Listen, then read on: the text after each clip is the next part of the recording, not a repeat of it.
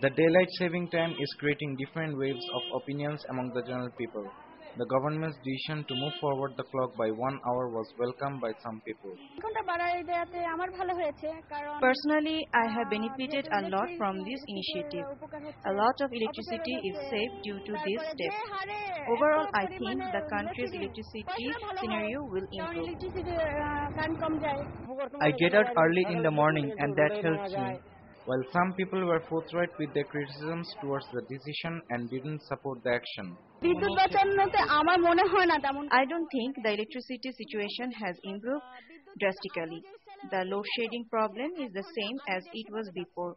Nothing has changed.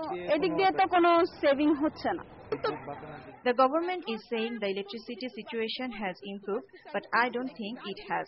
The government's decision of forwarding the clock by an hour is backfiring. Whatever the opinions of the general people, time will only tell if any electricity was saved through the forwarding of the clock by 1 hour. Rashad Banna, News and Images, Dhaka.